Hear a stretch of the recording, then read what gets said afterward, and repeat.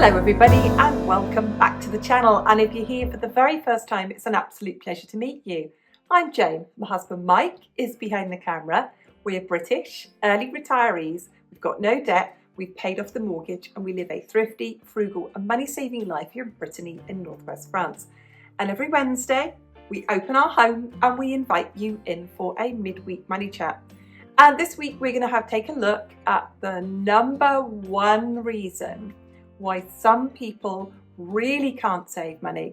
And we're going to look at that big word of lifestyle. If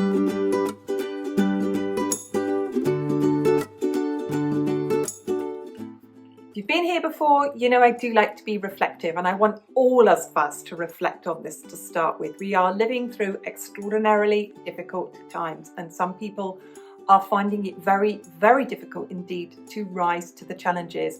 It might be circumstance, it might be geography, it might be the political situation they're living under, they might be living in a war zone, they might be living in a refugee camp. Not everybody can pull themselves up by the britches and change their lives overnight. They might be working back-to-back shifts where they can't just retrain and get another job or move or do any of those things.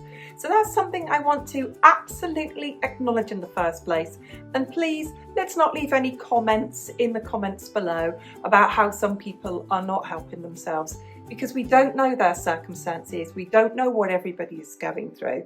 But today we're going to have that general chat about how lifestyle is causing a lot of people, some people, quite a few people, for a whole different reasons to be unable to save or just not to save.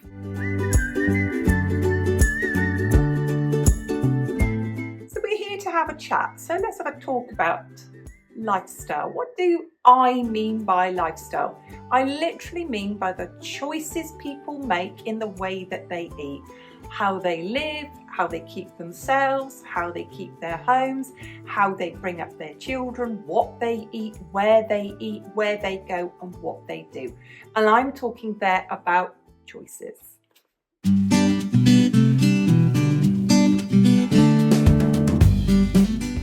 There's this huge expectation now around lifestyle, about the standard of appearance, aren't there?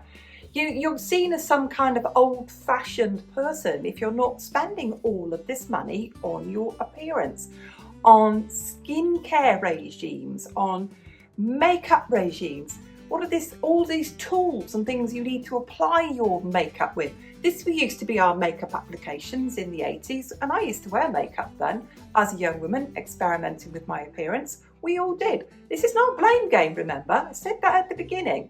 I'm just stating facts here about how much money people are spending on their appearance. People having their nails done weekly, people having facials weekly, people having their hair done weekly, people having blowouts on their hair weekly. I blow dry my own hair. And do you know what I do to make it silky like this when I want to do the videos with you? I just put on a bit more hair conditioner, and I buy my hair conditioner own brand from the supermarket. And what do I do to get my skin like this? I spent €7.50 on a pot of moisturiser. That and soap-free cleanser. That's it. You don't need to spend a lot of money to look this gorgeous. So all of this money people are spending on their bodies too, the decor to your body, the amount of money people are spending on clothing, the amount of money, the amount of makeup people are wearing. It's quite normal now, isn't it, to see young women with laminated eyebrows. Get your eyebrows laminated. Remember when people used to get their floors laminated? Now you get your eyebrows laminated. It's like having a perm on your eyebrows, isn't it? The amount of people get spent on tattoos around your lips, so it always looks like you've got lip liner on, for example. All this money people are spending. Again, not blaming people. It's fine if you've got loads of money and it's all in your budget. But people feel kind of like they're supposed to. It's like normalised, isn't it? You go to work every day in different clothing, and you send your kids to school every day where there are no school uniforms, in different clothing. People are spending way more than they need to on appearance. It's keeping people to the point that they can't save money.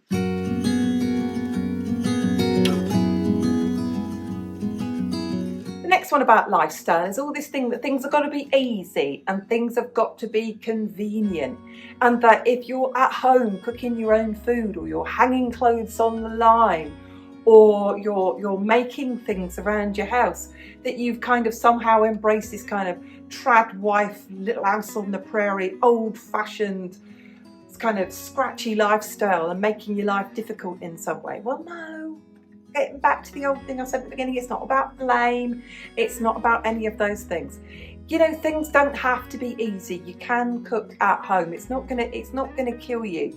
You can clean your own house. You can live a more minimalist life. Things don't have to be easy. Things don't have to be on your doorstep. I know when I share with people that I shop 1 week in one supermarket and 1 week in another, it's like I've asked them, you know, to trek up and down Kilimanjaro to get cheap vegetables. The kind of criticism that I get, you know, thrown back at me if I suggest such a thing. Actually, people are choosing ease and convenience by choice.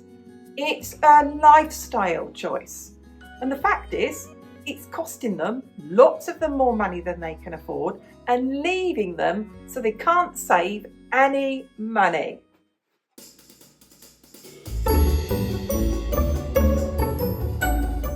Another thing about lifestyle is, yeah, we've all got to have transport. You could live like I do. There's no way I can use public transport here, because if I get the bus in the village, I've still got to lug everything a mile to my house, carrying it on my back. So no, some of us have got to have cars, but have you seen the size of cars these days? Even here in France, a car pulled up next to me the other day. It was so big, it was like a total eclipse of the sun. And you know, I kept thinking to myself, do you need a twin cab pickup, one of these massive, great big things here with wheels? You need a step ladder to get in and out of some of these things. They're enormous. Do you need a twin cab pickup? I did think to myself, well, maybe you're in construction, maybe you're in forestry, maybe you're in farming and you've got sling heifers in the back of it or something. I don't know. But people are spending an inordinate amount of money on fancier and bigger cars. And I don't think that I'm looking here at parts of the world that have got more money than here. I'm talking about here as well. They're getting bigger and bigger and bigger. You know, some of them look like monster trucks, for goodness sake. Lifestyle, again, do you see what I mean? The bigger the car you need, the bigger it's costing you. The more it's costing you, the less money you've got to save.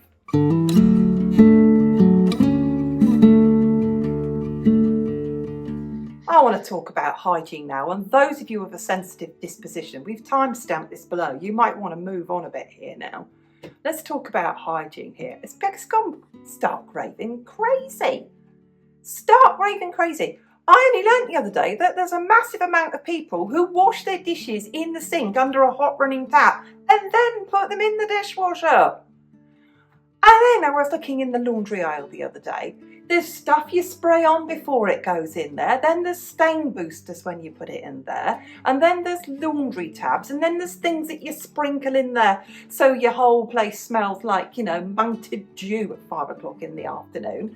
And then there's little sheets you've got to turn off and put them in your tumble dryer. Oh my goodness me. And then there's all the stuff to spray around your house. Goodness me. Do we need to sanitise our houses? Really? It's not an operating table. You know, it's not a butcher's counter, is it? Then there is this trend now. If you see people cooking, for example, on social media, on Instagram, for example, and they're not wearing food grade gloves, people literally lose the plot that it's unhygienic. Go into a professional kitchen. The people chopping the onions, just chop the onions. People who handle the fish, just handle the fish. Handle meat, just handle the meat. So they've washed their hands. They wash their hands periodically. If they go out of the kitchen and into the kitchen, they wash their hands. People are going mad on this. Here's an example, and this is the delicate disposition bit. In our supermarket, there's like a whole beauty section. It's like a whole shop on its own beauty section. I kid you not. There is a whole row, as far as you can see, on products for washing your lady bits. Washing your lady bits. Whole aisle of it. Can you imagine if you're a 16-year-old young woman walking up and down thinking like, my lady bits will not be fit for society if I am not using all of these products. It is crazy. That's lifestyle, isn't it? They're preying on your insecurity with all of these hygiene products. You don't need most of them. So you need some kind of soap. You might need a deodorant, especially in this hot weather. You definitely need some kind of antiperspirant. But this trend on this hygiene products, and our houses have to be sanitized. Sanitizing and sterilizing your laundry. Stripping your laundry. It's gone mad. And all of these lifestyle choices that people are making now, or feeling that they should be making now. How is anyone going to have any money to save if they're spending all this money, you know, 50 euros a month on keeping your girly bits shiny and sanitized?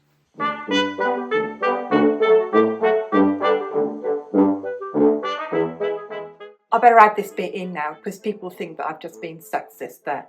There are whole sections in the beauty section in there for men about manscaping too. So all these gentlemen removing their hair, they can't just have one razor anymore. They have a different one for their head, a different one for their face, a different ones for their and a different ones for everywhere else, haven't they? So it's there too, isn't it? It's men. You also come into this as well. All of this, you know, manscaping.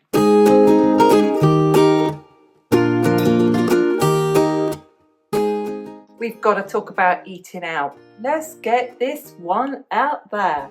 How much money are some people spending on eating out? Get back to the thing about no blame again.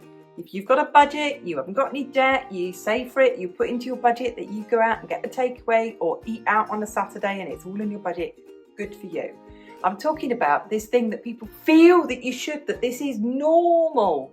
And people asking about, you know, how much do you spend getting takeout for your children? Well, it's gone mad. It's gone absolutely mad. Actually, to the point that some countries measure whether you're in poverty or not as to whether you can afford to eat in a restaurant once a month. It's mad. It's gone absolutely mad.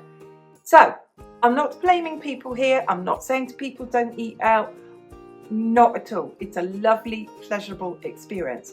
What I'm talking here now is about the normalising of doing it 2 or 3 times a week. A week. I remember when it used to be a treat. Really? Do you remember that?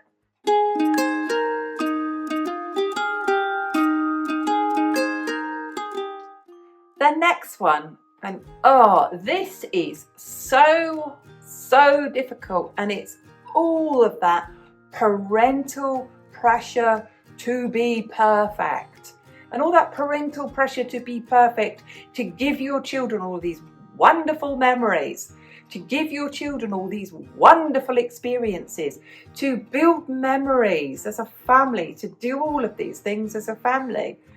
I have got fantastic memories as a child of not starving, of not being cold, of having a decent coat and good shoes. We've normalised this ridiculous levels of spoiling children to the point of criticising parents who don't do it. It's awful, as if parents aren't under enough pressure just to afford childcare or to have children anyway. Would you get off the backs of parents who don't do this, indulging of their children, of giving them a different set of clothing for every day of the week? Children have got to have their own bedrooms. Children have got to have a car the minute they turn 16 or 17 years old. Children have got to have a completely paid for education, and they don't have to borrow money to go to university. You've failed in some kind of way if your children borrow money to pay for their education and pay it back later. Give parents a break, for goodness sake. If they brought them up and they've kept them fed, they've kept them healthy, and they've kept them loved, would you stop putting this parental pressure on people as parents to spend all of this money on their children, and especially the amount of money people are expecting parents to spend on activities for children? There's nothing wrong with your children going to Boy Scouts or Girl Guides once a week and calling that their hobby. There's absolutely nothing wrong with children spending their time at home with their mum and dad, doing housework or doing the cleaning or help with the cooking or helping mum clean the car. There is nothing wrong with that. I tell you, this parental pressure on parents to be these perfect parents who provide everything for their children, including activities, is absolutely meaning that those parents don't have a penny left to save if they succumb to this awful pressure.